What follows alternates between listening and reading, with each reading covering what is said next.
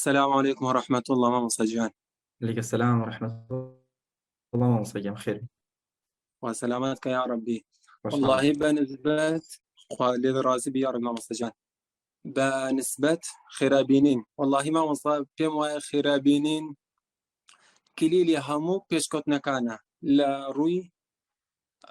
اگر بتويتن يعني سركوتو بالهرب بوارك يان بابك بابلين هي مش بنمونا قاعد بين بيش وسط. بلا يعني هرشتك بيوندي بتركيز يا بيتن راس وخو كليلي او كي بيتي بدينو خرابينينا بنمونا بيشوتر حفتي يعني داونا وحفتي ربعي لبر كم بو لبر كدمه بسم مهم. كلبر كنا كم زور باش نبو خانك زور خراب بو كتي استاكا بن يعني اوروكا تقريبا بتسارق شي ربع شي قران لبر كرت ما شاء الله تبارك. بنسبة خرابينين يعني بخير اخوينا بيشوتر يعني ساعاتك زياتر خارج جزء شي دبو تقدم بقى يعني خوينا كم طاوران بيتن زور بجواني حقي هم يبدم كتيسا كزور بقى ثاني حقي هم شي ددام زور بخيرات دي خوين موا وحتى او طلباني كهاش ما فيري هم استمع لكم يلا خيرا بخينا حقي هم شي بدا تركيزي باج بدي ما شاء الله. وبالنسبه خيرا بيني ما شاء الله يستاكا تقريبا بقى هش دقه وشتك لطوان ختمي كامل لكم الحمد لله يعني اويك او انا الحمد لله لو كان حفتي بدست هنا يعني سرساوكي راسي خرابينينا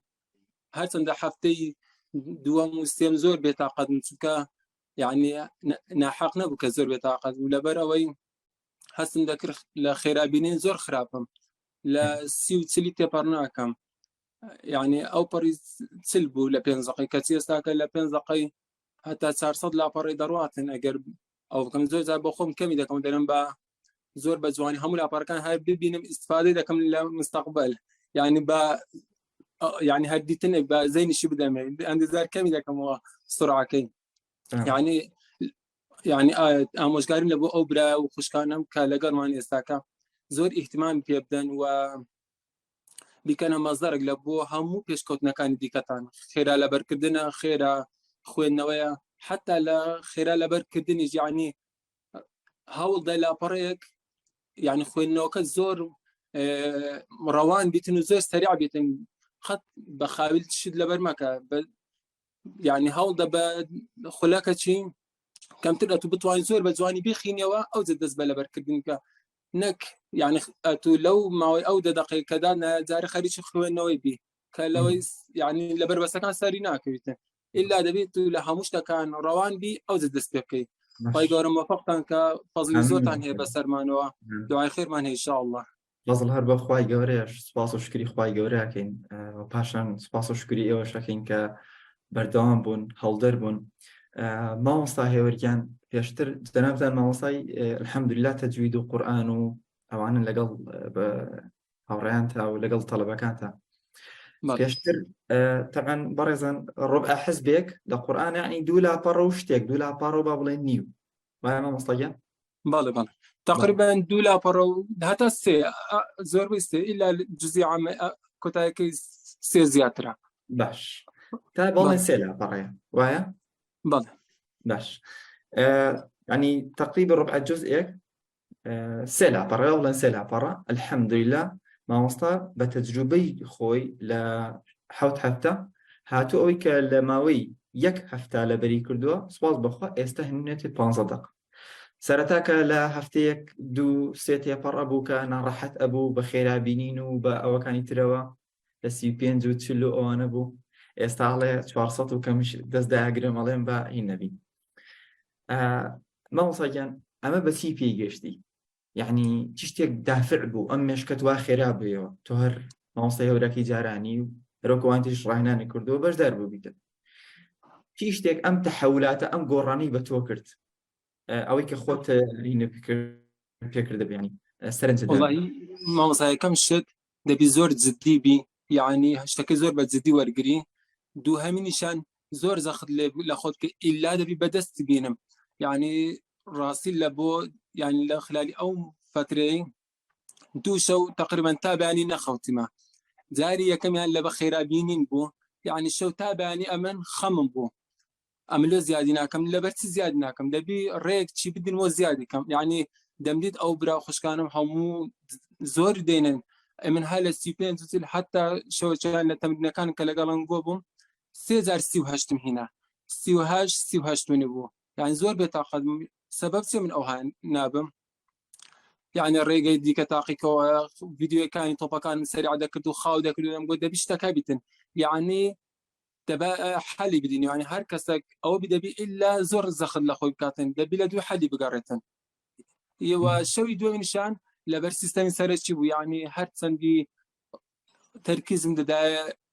بەباشی نەم دەتوانانی زەبتی بکەم ئیدی دووبار ئەو شەوی کە نانوستم، یعنی چکە زۆر زەختم لە مێشکم کرد بۆ خۆی مێشکم ڕێگەی دیتە، یعنی ڕێگاکەی دیتەوە کە تاو زەخت لێ بکەی بەخۆی ڕێگاکەی دەمیتە وەکو ئاوەک کە لە سەر چایەکی بیتن کە باران بارتن ئاوەکە بەخۆی بە کەلێنەکاندا دێتە خوارێ، یعنی ئەو نیە ڕاستەوخۆ ئەوە بیتن مێشیش بەو شوێ کە زەختی لێ بکەیت بەخۆی ڕێگاچی دەبینتەوە. تەنها زەخت لە خۆت کە خەمت لەبەر بیتن و شتەکەش ئیتمان بە دوو شت بدەیت کە کارێک ئەنجام بدەیت، یەک چەندی دووەمیشان چۆنیەتی، یعنی دەبی هەر ئەوە نەبیتن لەبەر ڕازیکردنی خۆت و قەناعەت خۆت ئەوەی دەکەم زۆر جار یعنی فێڵم لە خۆم دەکە دەمگوت بابرێن سکانی دەکەمی ئەڵڵا بابەسکان ئەوە بیتن کەچی نەمدەدیت لاپەڕەکە زۆر جار چاوم کز دەکە دەمگوت باش شتەکە لاپەڕەکە بە غێمی بدینم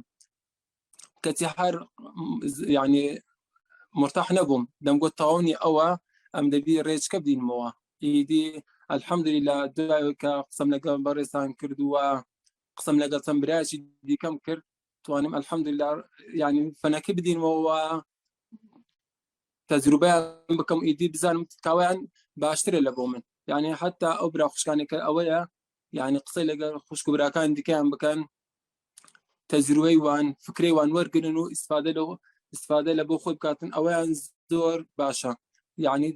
ئەزمونکردن لە ئەزمموی خەڵکی دەتوانیتن ئیسفادت پێ بگەێنیتن و بێزگەرەوەش کە بە خۆت دەبی زۆر ئیحتیمامی پێ بدەیت کە یعنی پارەکە گرنگ نییە بەشداریکە ئەوە نەبی تەنها ئەوەی کە تو وەختت لێدانە، یعنی هەفتەی 3 شەو 2 سەعات دەیدادەنیشی لە دیار زوومی ئەو وەختەکە دەڕواتن کە تو ئیسفادە نەکەوە زەرەرشی زۆر لە خۆت دەدەی ڕۆژانێک 2 ساعت ئەتوو خەریکی تەمرینی ئەو وەختە ئەگە ئیسفادە نەکەی لە تو دەڕواتن لە عمری تووە، یعنی ئینسان دەبی فکر لەو شانە دەکاتەوە ئیدی ڕاستە و خۆ گەرموگوور دەبی لە بۆ ئەوەی کە لۆچە هاتی و بەدەستی بینیتن. زۆر جوانە بارەکە الله فیک مامۆستا هێوریان خۆی گەورەی لێتان ڕازی بی یا ڕەبی. انشاءڵڵم بە مداخلە جوانەکەت کۆمەڵی پەیامی زۆر جوانی تیا بوو ئەگەر هاوڕێیان لای خۆیان ئاداشتیان کردی پێک گەوهەر بوو داوام لەخوای سەرکەوتووی مامۆستایان هەموو بەربەستەکانی تیش لە ژیان تا ئینشاءڵڵا حەزنی زۆرتان هەیە و هەمیشە دوعای خێرتان دەکەین ئینشاءڵڵا نمونەتان زیاد بی و بەردەوام بن چکە ئەو بەردەوامیەتان یعنی معجزە دەخڵقین لە داهاتوو ئینشاءڵڵا سلامەتان کە ئینشاءڵڵا هەمومان پێکەوە خێزانە جوانە گەورەترەکەین و بەرەو پێشترێ بین. سپاس مامۆستاگیان بۆ مداخلەکەتان دەستان خۆش بێخوا.